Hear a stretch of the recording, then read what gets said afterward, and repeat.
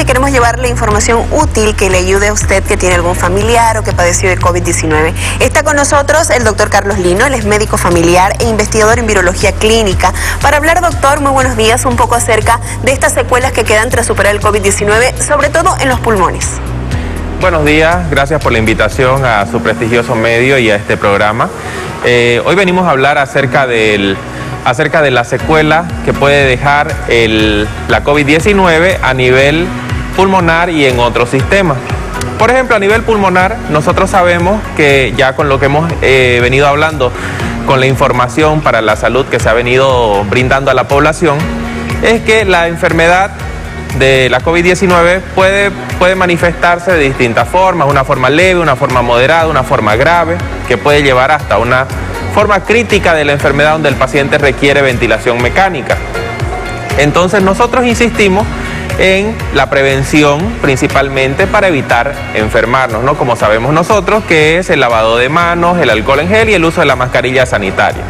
Las secuelas que deja la COVID-19 a nivel pulmonar pueden ir desde secuelas leves, que el paciente puede presentar fatiga, puede presentar dolor de espalda, puede presentar molestias al respirar, cansancio al hablar, al realizar sus actividades deportivas, como también pueden ser incapacitantes para el paciente y que el paciente sea dependiente de un concentrador de oxígeno de por vida.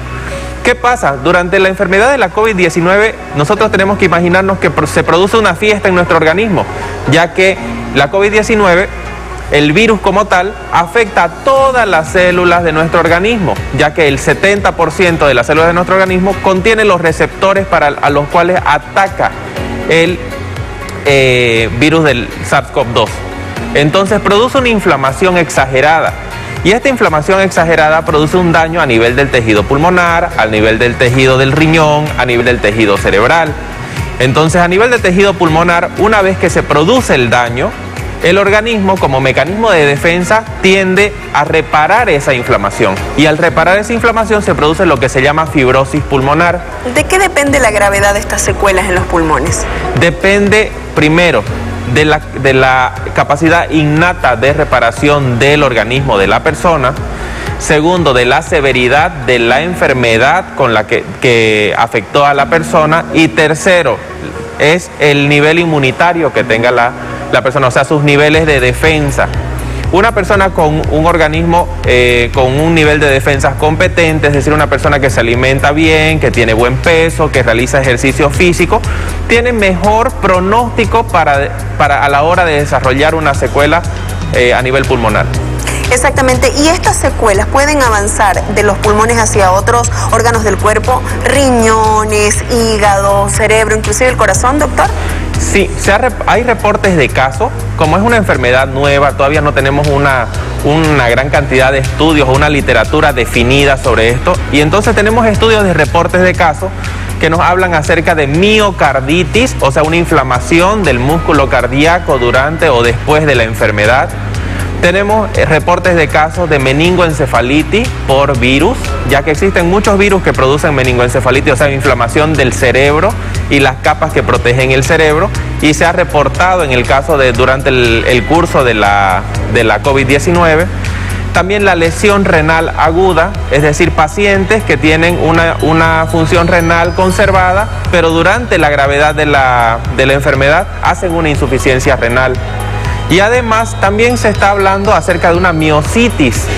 La miositis es la inflamación de los músculos del cuerpo que le produce al paciente dolores en las articulaciones, dolores en los músculos, que hay que saber diferenciarlas de otras enfermedades como por ejemplo la fatiga crónica o enfermedades del colágeno. Y ya por último, doctor, sí se sabe que hay gente que muere por secuelas del COVID, pero que nunca se recuperó, que cayó en cama por el COVID-19 y muchos meses después, tras secuelas, pierde la vida. ¿Se sabe de casos de gente que se haya recuperado completamente, aparentemente, y fallezca después de meses por COVID-19 o por las secuelas del COVID-19? Existen reportes de casos de muerte súbita post-COVID-19 en pacientes que no tienen una enfermedad cardíaca de base.